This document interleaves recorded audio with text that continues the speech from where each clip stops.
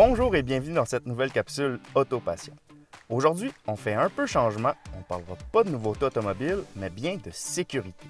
Parce qu'avec de plus en plus de jeunes parents dans mon entourage, ça faisait longtemps que je voulais aborder ce thème-là, qui est peut-être pas le thème le plus sexy en automobile, mais qui est quand même d'une importance capitale, surtout pour les jeunes familles.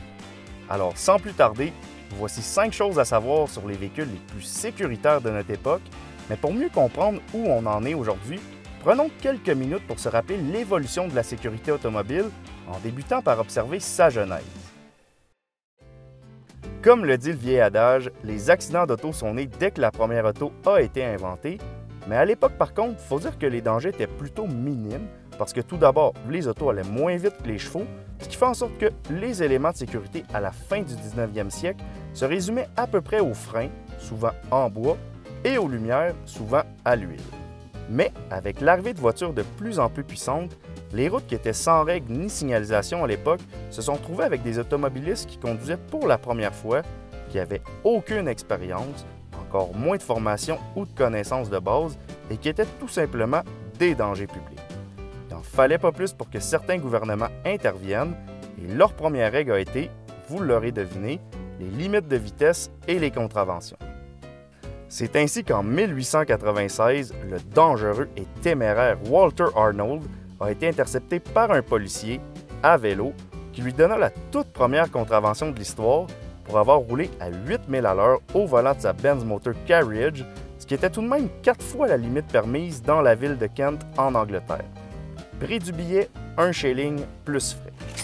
Un peu plus tard cette année-là, les Britanniques ont fait passer la limite de vitesse dans les villes de 2 à 14 000 à l'heure, ce qui a été chaudement célébré par certains automobilistes, dont Walter Arnold, qui ont fait la course entre Londres et Brighton, l'Emancipation Run, une course qui existe encore aujourd'hui par ailleurs. Puis, au début du 20e siècle, l'invention de la ligne de montage a rendu les autos plus abordables, leur popularité a explosé, les rues ont commencé à être bondées, et malgré les limites de vitesse imposées par l'État, le nombre d'accidents a lui aussi explosé, créant des blessures de plus en plus graves, surtout auprès des piétons. Première solution, les barrières de foin, principalement utilisées en Europe, qui se sont avérées une solution peu durable, notamment parce que les chevaux qui partageaient la route avec les autos passaient leur temps à les manger. Les Américains sont donc venus à la rescousse un peu plus tard en inventant les garde-fous en acier et dont l'efficacité était mise à l'épreuve dans des tests de collision avec des mannequins vivants. C'était un début. Dans les années 30, Clare Strait, un chirurgien plastique américain qui était aux premières loges pour constater les blessures causées par les accidents, fut l'un des premiers à dire haut et fort que les ceintures et les tableaux de bord rembourrés devraient être intégrés dans tous les véhicules. Mais malheureusement pour lui, la Seconde Guerre mondiale a mis un frein au progrès dans l'industrie automobile.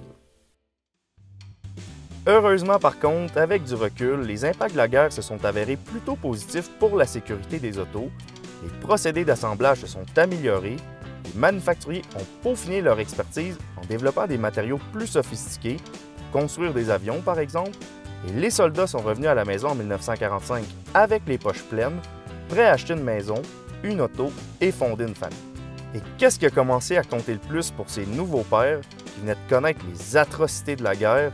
Eh bien, sans surprise, la sécurité de leur famille. Les manufacturiers novateurs n'ont donc pas mis trop de temps à réaliser ça, et dès 1948, Preston Tucker appliqua les idées des années 30 du Dr. Strait, non seulement en intégrant des ceintures de sécurité à sa fameuse Torpedo, mais surtout en étant le premier à offrir un tableau de bord rembourré. Et même si avec 51 Torpedo de vendus, Tucker ne sera jamais considéré comme étant le plus grand succès commercial de l'histoire automobile, il faut dire que ces innovations qui répondaient à une nouvelle demande en matière de sécurité, disons minimale, ont tout de même réussi à créer un certain momentum dans l'industrie. Nash Motors, par exemple, s'est mis à offrir des ceintures de sécurité en 49, Ford les a ajoutées à leur liste d'options en 55, et en 1959, Volvo a été les premiers à introduire les ceintures à 3 points, qui étaient définitivement plus efficaces pour retenir le haut du corps en cas d'impact, et qui s'attachait avec une seule main en plus. Alors, est-ce que ça a convaincu les manufacturiers européens de les intégrer de plus en plus? La réponse est oui. Les Américains, eux, non. Parce qu'à l'époque, même le port de la ceinture à 2 points était controversé, contesté, Ah non, ça j'irai pas là. Mais toujours est-il que les marques américaines qui offraient des ceintures le faisaient plus pour se donner bonne conscience parce qu'au début des années 60, aucune loi obligeait les constructeurs à suivre certaines règles en matière de sécurité puisque ça existait juste tout simplement pas des lois comme ça.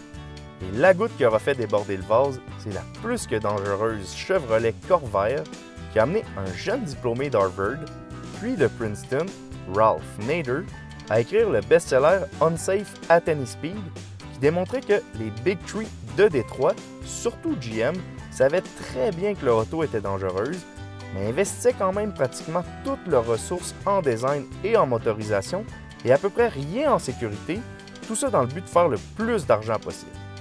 Et en étant capitaliste, on ne peut pas vraiment leur en vouloir, parce que c'était ça les règles du jeu à l'époque.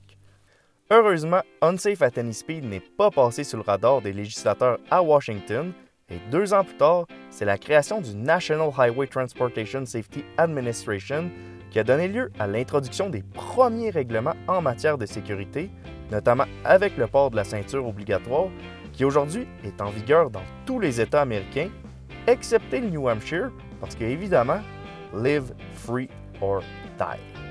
Dès l'adoption de cette loi-là aux États-Unis, les études ont démontré une réduction de 40 % des morts et des blessés graves et de 35 % pour les blessures légères, mais le problème c'est que les gens étaient toujours réticents à s'attacher et continuaient à s'aplatir la marboulette sur leur volant ou leur tableau de bord. Comme solution, les constructeurs américains se sont mis à peaufiner une technologie expérimentale, le coussin gonflable, et dès 1973, GM ont été les premiers à vendre un véhicule muni d'airbag au grand public avec l'Oldsmobile Tornado. Au départ, l'efficacité des airbags était plutôt contestée, principalement parce qu'ils pouvaient être dangereux pour les enfants, mais au fil du temps, la capacité des senseurs et des ordinateurs s'est améliorée, ce qui a permis d'optimiser les conditions de leur déploiement, et en 1980, la Mercedes Classe S fut la première à utiliser cette technologie-là, avec des senseurs qui détectaient un début d'impact, mettaient les ceintures sous tension et déployaient les coussins gonflables par la suite. C'était le début de la nouvelle ère électronique dans le monde de la sécurité automobile et les manufacturiers ont débuté par faire des simulations d'impact, ce qui a mené à la conception de zones de déformation ou crumple zones et ont même intégré des ordinateurs dans leurs voitures qui calculaient la rotation des roues, ce qui ça a mené à l'ABS et au système d'antipatinage. Et encore plus important, vous pouvez maintenant calculer les forces d'impact et les dommages sur les mannequins lors des crash tests, ce qui a considérablement amélioré le développement de nouvelles technologies. Et ça, c'est ce qui m'amène à passer au deuxième point, les tests d'impact. D'un point de vue purement financier, 2 acteurs ont intérêt à vous garder en vie et à prévenir les accidents, votre gouvernement et votre assureur. Il n'est donc pas surprenant qu'en Amérique du Nord, les 2 plus grandes agences qui testent la sécurité des véhicules sont la NHTSA, qui est dirigée par le gouvernement fédéral américain, et l'Insurance Institute for Highway Safety, ou IIHS, une organisation à but non lucratif financée par les assureurs automobiles. La NHTSA cote la sécurité avec un système de 5 étoiles et l'IIHS utilise un système de couleurs et de qualificatifs, soit bon, acceptable, marginal et pauvre, en plus de décerner les prix Top Safety Pick et Top Safety Pick Plus chaque année. Si les 2 systèmes peuvent créer un peu de confusion auprès des consommateurs, ce que vous devez savoir, c'est que la NHTSA est l'agence qui crée les normes de sécurité, alors que l'IIHS mène des tests d'impact plus poussés et plus près de la réalité. Dans les 2 cas, l'important est de retenir qu'il est préférable d'éviter d'acheter une auto ayant une cote de 3 étoiles et moins selon la NHTSA ou ayant obtenu une note marginale ou pauvre dans les tests de l'IIHS. Alors, quels sont les meilleurs de classe et les pires? C'est ce que nous observerons dans les prochains points en débutant par le numéro 3, les meilleurs.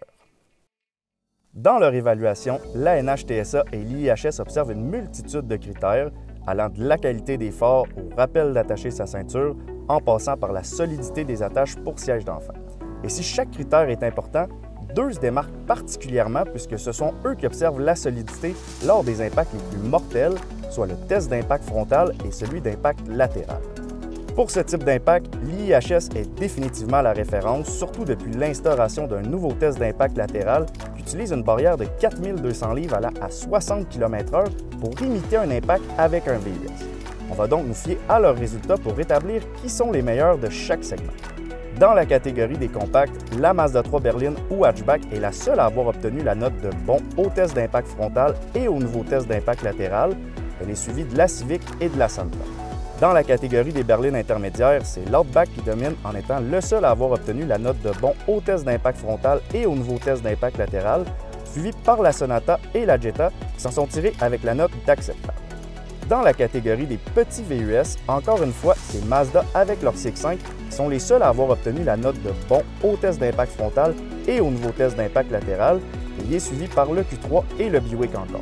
Par contre, notez que depuis quelques mois, l'IHS a créé un nouveau test d'impact frontal qui observe la sécurité des passagers à l'arrière et qui ont fait subir uniquement aux petits VUS jusqu'à date. À ce niveau-là, seul le Ford Escape et le Volvo XC40 ont réussi à obtenir la note de bon, suivi du RAV4 avec la note d'acceptable, mais pour le reste du segment, c'est marginal ou pauvre. Alors pour ce nouveau test, on réalise que les manufacturiers ont encore beaucoup de travail à faire. Dans la catégorie des VUS intermédiaires maintenant, alors là, on a la preuve que plus le véhicule est gros, plus il est sécuritaire, parce que c'est rien de moins que 10 modèles qui ont obtenu la note de bon au test d'impact frontal et au nouveau test d'impact latéral. Explorer, QX60, Aviator, CX-9, Pathfinder, Ascent, Highlander, les deux versions de l'Atlas et l'ID4 sont tous des véhicules hyper sécuritaires que nous vous recommandons. Pour ce qui est de la catégorie des petites camionnettes, les GMC Canyon, Chevrolet Colorado et Honda Ridgeline sont les seuls à avoir obtenu la note de bon au test d'impact frontal et au nouveau test d'impact latéral, où le Frontier et le Ranger ont obtenu la note d'acceptable et le Tacoma, lui, a obtenu la note de marginal. Malheureusement, pour les autres segments, l'IHS ne leur a pas encore fait subir au moins un de leurs nouveaux tests. Alors, en attendant, voici la liste des Top Safety Pick Plus pour chacun d'entre eux. Mais retenez ici l'importance de ces nouveaux tests, surtout celui d'impact latéral, parce que si ce type d'impact représente plus ou moins 15 % des accidents aux États-Unis, il crée 23 % des décès sur la route et statistiquement, le conducteur d'un véhicule ayant obtenu la note de bon à ce test a 70 % moins de chances de mourir dans ce type d'accident que s'il était à bord d'un véhicule ayant obtenu la note de pauvre. Donc disons que si j'avais à me faire emboutir de côté à une intersection, le choix entre le CX-5 et le HR-V est assez simple à faire. Finalement, une autre statistique de l'IHS qui pourrait vous intéresser si vous magasinez dans l'usager, c'est le nombre de décès de conducteurs par million de véhicules d'année modèle 2015 à 2018. Évidemment, les VUS, surtout de luxe, sont ceux qui représentent les statistiques les plus reluisantes, où 5 modèles affichent aucun décès. La classe C de Mercedes épate aussi à 0, mais la plus impressionnante, c'est la Golf, qui elle aussi fait partie de ce club select de seulement 7 véhicules qui comptent aucun décès de leur conducteur par million de véhicules. Et pour vous donner une idée, la Ford Fiesta est à 141. Alors encore une fois, le choix n'est pas trop difficile et c'est justement ce qui m'amène à passer au point 4, quels sont les véhicules à éviter? Alors encore une fois ici, on va observer le nouveau test d'impact latéral de l'IHS et dans la catégorie des compacts, c'est l'Impreza qui se retrouve en dernière position. Pour les berlines intermédiaires, c'est la Chevrolet Malibu. Dans les petits VUS, l'Eclipse Cross fait piètre figure. Mais ce qui m'a donné le plus froid dans le dos, c'est la vidéo du HR-V où le pilier B se détache carrément du plancher à l'impact. Ça, c'est avec une masse de 4200 livres. Imaginez si c'était avec un Hummer EV de 9000 livres. Ouch! Heureusement, par contre, Honda a corrigé le problème et la nouvelle génération d'HR-V est nettement plus sécuritaire, d'où l'importance de ce type de test aussi. Et finalement, pour ce qui est des VUS intermédiaires, c'est un autre VUS vieillissant qui se retrouve au fond du classement, soit le Murano, qui malgré tout a obtenu la mention Top Safety Pick Plus de l'IHS, puisqu'il obtient la meilleure note dans à peu près tous les autres critères, dont les systèmes de prévention de collision. Et ça, c'est ce qui m'amène au dernier point, le futur de la sécurité. Le futur automobile est à l'électricité, du moins à moyen terme, et quand on pense à un accident d'auto électrique, plusieurs pensent évidemment au feu. Mais saviez-vous que, jusqu'à date, aucun véhicule électrique torturé par l'IHS a pris en feu? En fait, selon leurs statistiques d'accidents qui se sont produits dans le vrai monde, en dehors de leur laboratoire, les risques de feu après un accident sont un peu moins élevés qu'avec les autos à essence, parce qu'il ne faut pas oublier non plus que l'essence aussi, ça prend feu, hein? Et d'ailleurs, parlez-en à Romain Grosjean. Et un autre avantage des autos électriques en matière de sécurité, c'est que puisqu'elles sont plus lourdes et que leur centre de gravité est plus bas, elles bougent moins quand elles se font rentrer dedans et ont moins de chances de capoter, ce qui veut dire que leurs occupants se font moins brasser et ont moins de risques de se cogner.